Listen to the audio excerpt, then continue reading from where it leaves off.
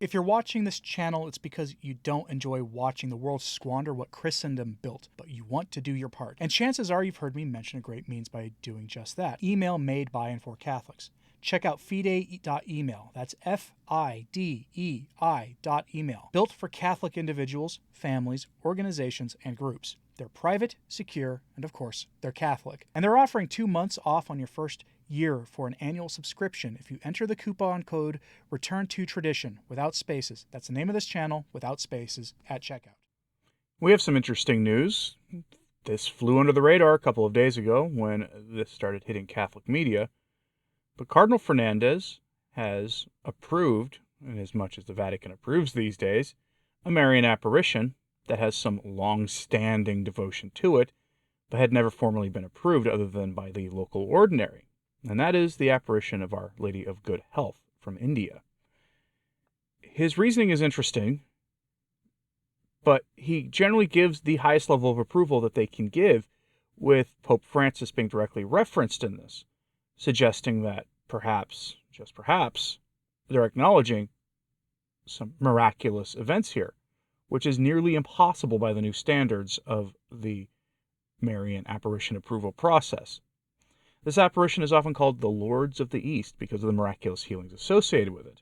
I'm going to give you some source material here, research from Catholic writers, as provided by the University of Dayton, before going into what Cardinal Fernandez himself said about this. So, let's first get some basic information, because I'm betting most of you have never heard of this apparition. So, go to the University of Dayton's website, and it gives us the account of this. This is the official story of Our Lady of Good Health.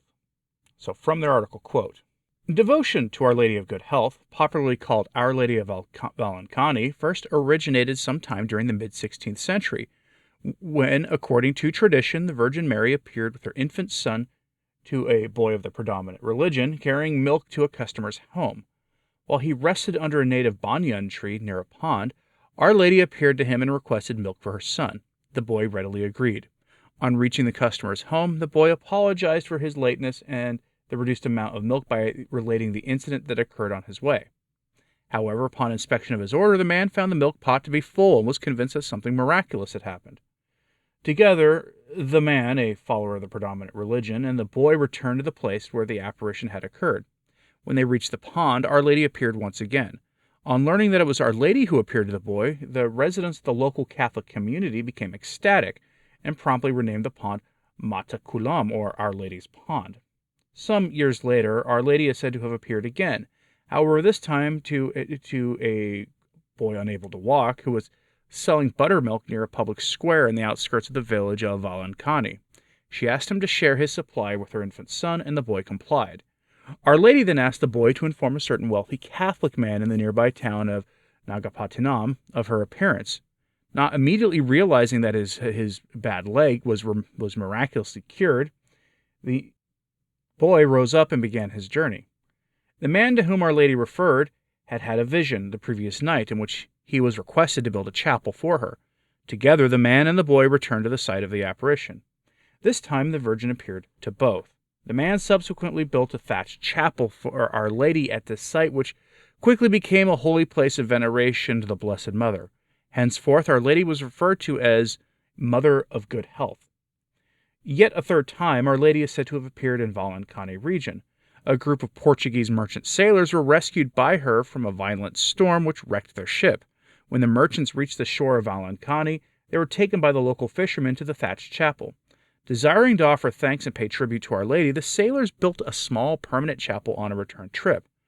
On subsequent visits, they improved on it and eventually dedicated the chapel on the feast of her Nativity, September 8th, which was also the date of their rescue and safe landing at Valancani.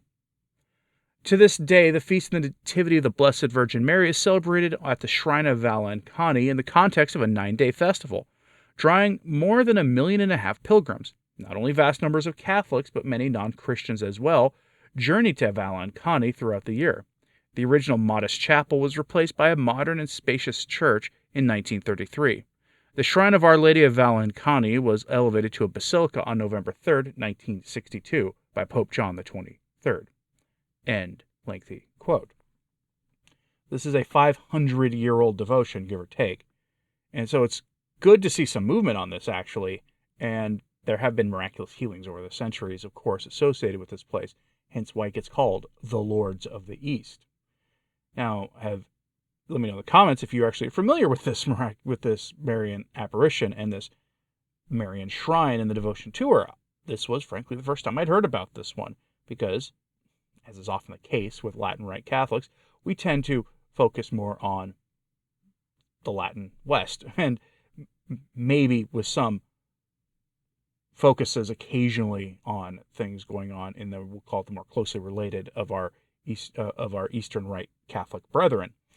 But India often gets overlooked by Catholics in the West for a lot of reasons. And so this, I think, is a good thing. And I'm hoping that the motivation for this wasn't because of the reaching out to the peripheries and all this other materialist nonsense we get out of Rome these days.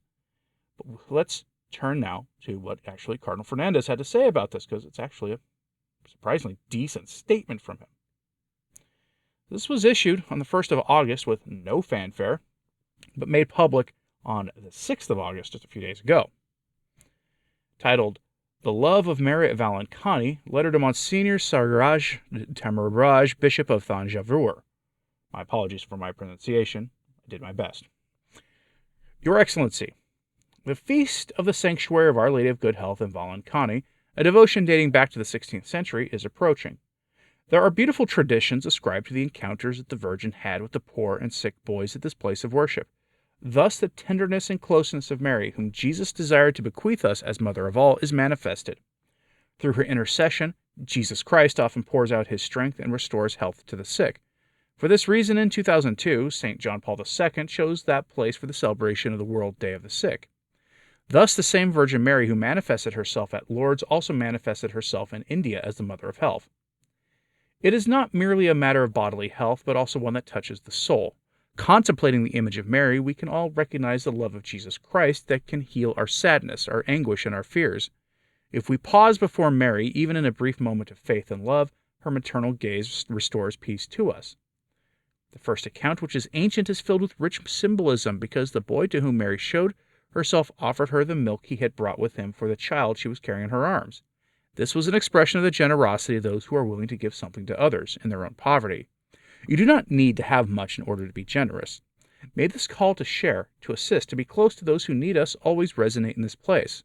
Mary loves the generosity of her children, who put into action the words of Jesus. What you did to one of the least of my brothers, you did to me. Through the centuries, Mary has continued to act in this place. Some Portuguese sailors told how the Virgin protected them from a storm at sea, and thereafter they decided to build the church. How can we fail to remember the tsunami in the Indian Ocean in 2004, whose destructive waters did not damage the church?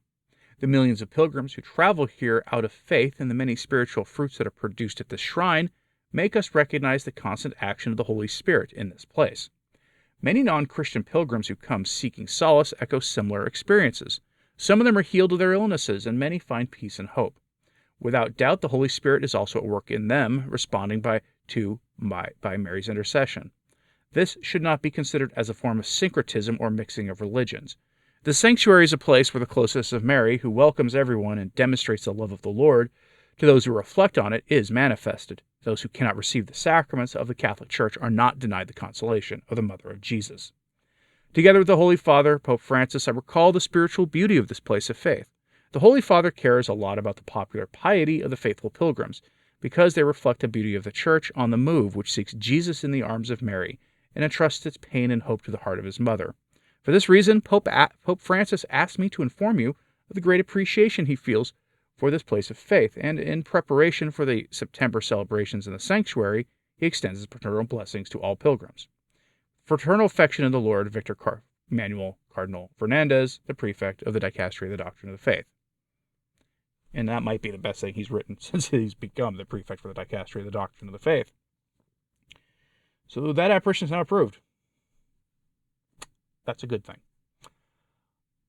I would have, of course, liked to have seen a little bit of language in there about even a simple passing sentence saying, may those who are not Catholics who go there for healing find more than just healing of their physical bodies, but also spiritual healing, so that they may come home to the church that Christ founded. So, pray for those who are involved in this, who go there, who are not Catholics, for their conversion, of course. But I'm curious what you think about this.